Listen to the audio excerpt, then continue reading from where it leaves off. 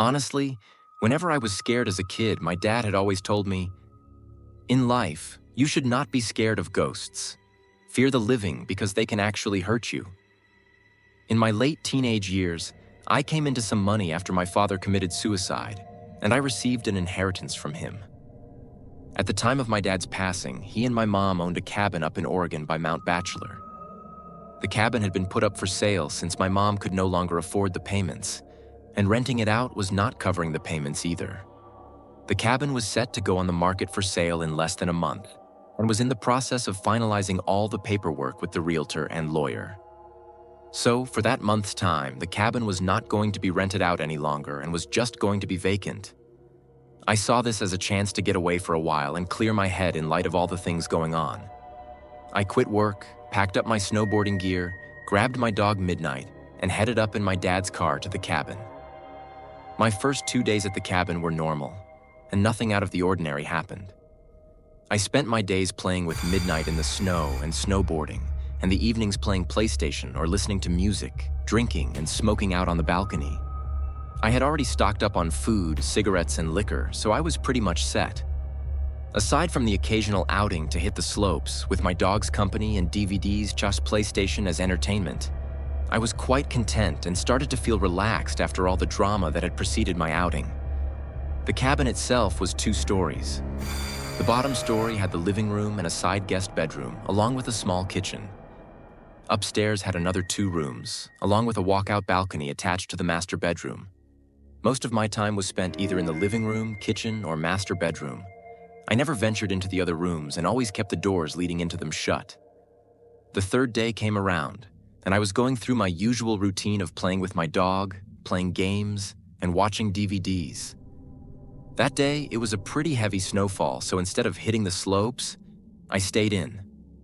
That's when things started getting a bit weird. In our area, there were only 2 other cabins adjacent to ours, maybe a block away from each other. All other cabins aside from these 2 were around a mile away from ours. Surrounding us was mostly forest and very tall pine trees. Both these cabins were empty, and from the past couple of days, I knew that no one was currently staying there. Around midday, while outside with my dog, I noticed what looked like footprints in the snow around the area surrounding our cabin. It was still snowing, so the footprints looked semi-fresh, like someone had just been there in the last 20 to 30 minutes before me. I thought that maybe someone was staying in the cabin near me that I may not have noticed. Maybe they were staying in like me. All right, whatever. The footprints led away from my cabin, and they disappeared in the snow towards the denser part of the trees. I disregarded the footprints and went back inside. Nighttime came around, and I decided to head to bed. My dog Midnight was laying on the bed with me when I noticed his ears perk up to a listening position. This was followed by him quickly jumping off the bed and running downstairs to the living room. I lay in the bed and stayed silent. I was honestly freaked out, and I could hear him moving around downstairs, back and forth. After around 5 minutes, he ran back upstairs to me and started to do his doggy dance, the sign that he had to pee or that he wanted to go outside. Well, fine. I can't say no to him, so we both went downstairs to the outside driveway for him to do his thing. Only he didn't want to pee. As soon as we were outside, he started to pull his leash, trying to drag me to where he wanted to go. He kept looking into the dense part of the trees where the prints had been earlier, but he also kept sniffing the side of the house and looking up towards the roof. After he figured out that I was not going to go where he wanted, he sat himself down and just stared into the darkness. A bit unusual for him, but all right. Maybe there's some forest animals out there that he wants to chase down. But this, I didn't want to chase anything, so I pulled him back inside and we both headed back upstairs. Around half an hour later, I was lying in my bed when I heard what sounded like hooves walking on my roof. It was only a series of around 6 steps, and I rationalized that it could be a pine cone falling from a tree onto the roof, or maybe a kind-hearted forest animal running around. But here's the thing. The steps seemed to be spaced apart like a man-length stride, so it was really freaking me out. Midnight also heard the noise and was quick to run to the balcony screen door, expecting for me to let him out. All right, you know what? I'm a tough guy, and at the time, I considered myself to be fairly well-built and strong enough to handle myself. So I grabbed my coat and shoes, along with my cigarettes and flashlight, and went out onto the balcony.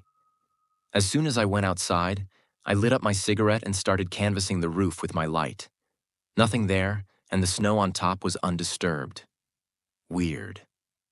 Was it all in my head? What about midnight hearing the noise? Maybe he was feeding off my paranoia. I started to calm down and relax again. My eyes started to adjust to the darkness, and I kept smoking and just staring at the stars and trees next to our cabin. That's when I saw it. In a tree that was a little taller than our cabin and around 20 feet from the balcony, I saw what looked like a man crouched in a squatting position in between two branches. It looked really tall, like 8 or 9 feet, and it was really skinny.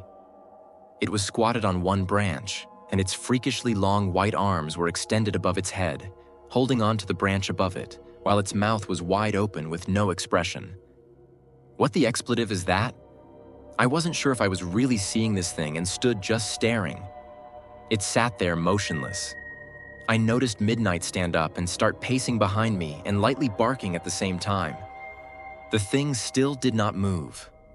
I put my cigarette out and was debating on shining the light in the thing's direction, but something in my head kept screaming not to. So I walked backwards to the inside of the room and pulled Midnight with me. Once inside, I locked the door and shined the light in the thing's direction, but there was nothing there. I shut the curtains to the screen door and retreated back to bed. But later on in the night, I heard some light tapping at the screen door, like someone was tapping on the glass with their fingers. It was consistent and did not stop for nearly an hour. Midnight seemed to stare at the door, but he wouldn't go near it anymore. The weirdest part was that I had a feeling like someone was inviting me to open that door, but at the same time, I kept hearing my dad's voice in my head telling me to stay in bed and don't do it. I listened to my dad's voice and just stayed where I was. I passed out eventually and woke up in the morning. It didn't take me long to pack everything and get the hell out of there.